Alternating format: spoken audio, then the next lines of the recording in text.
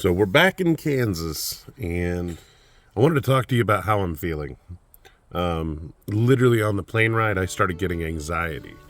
Now, I think a lot of that anxiety is one, the place, and two, there's a lot of stuff going on. I'm like finishing up all the Daniel stuff, and moving's a big stress. And I felt more at home in Florida than I do here.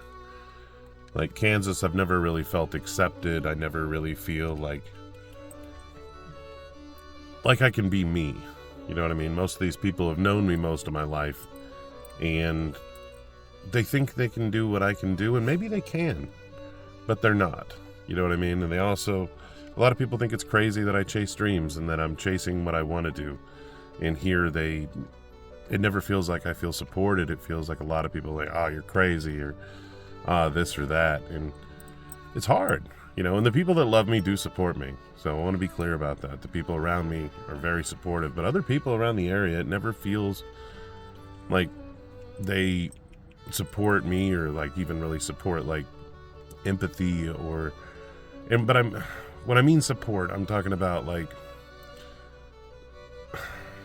it's hard to explain, I guess. I don't know.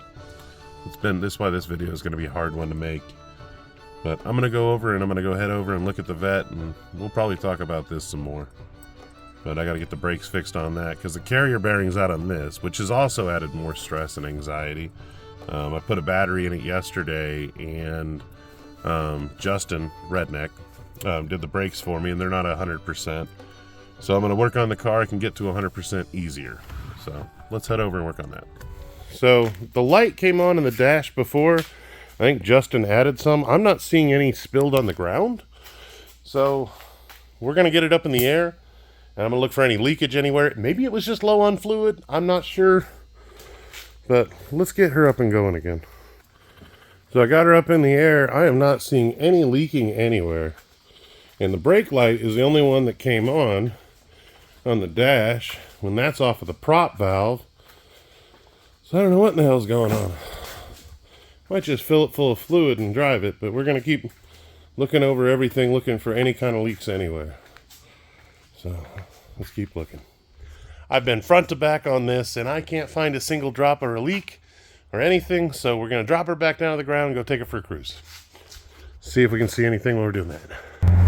All right, we are out driving the car. Brakes seem fine. Everything seems good. I'm not sure why that light came on. Ratty's extremely happy to be back in the Corvette. So, yeah, she's doing pretty good. Well, the Corvette seems to be doing really well.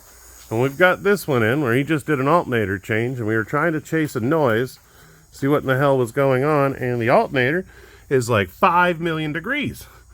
So we're guessing maybe the noise is coming from the alternator that's trying to be as hot as the sun. Yes, definitely that.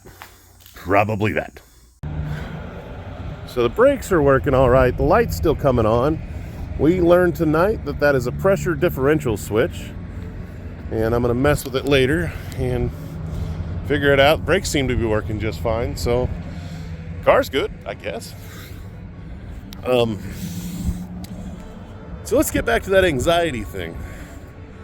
I know anxiety is something I got to work on. And I know that working on it and helping myself and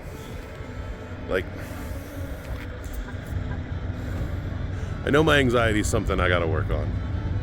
I get myself freaked out and worried about things that don't need to be worried about, and I get very panicky, and I try not to be panicky. I'm excited about the future is the funny part, you know, and on the travel back, I was just freaking out about a lot of it has to do with the bike. Honestly, it's just thinking of Daniel and missing the hell out of him, and it feels weird to be going on with my life without him, you know, and it kind of screws me up. And getting to talk to some people like Jay, Amanda's boyfriend, I actually connected with him. It was like a great conversation. I talked to him like I used to talk to Daniel. It's like he knows things that he doesn't know, you know? And that felt really comforting, and I gotta realize there's other people out there that can give me that comfort and that can help me along the lines and help me grow as a human. So it's just stuff I'm working on.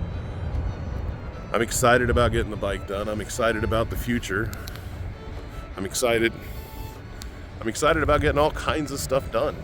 Like in moving forward and getting the bike done and going to Tucson and, you know, just moving forward in my life and stop being on pause. Because I know that I put myself on pause after he passed. Even though I still keep moving forward, I've never really gotten past it all. And it's something I'm really working on. I have a lot of trouble with it. I really do. I really miss my friend. And it's a struggle. Like, I feel so alone in this world without him. I used to talk to him all the time at night. I used to just bare my soul to him, you know, just things that were bothering me, things that scared me, all the stuff in my life that was hard things. I could just talk to him about them. And it wasn't that he made it okay. It was just better to be able to get it off my chest and move forward with things. I feel so alone without him anymore. I know it's been quite a few years, but I just still feel like I've never healed completely. Like I'm still waiting for him to call me or the door to open and it's him or so many things. And I just have to realize that that's not going to happen.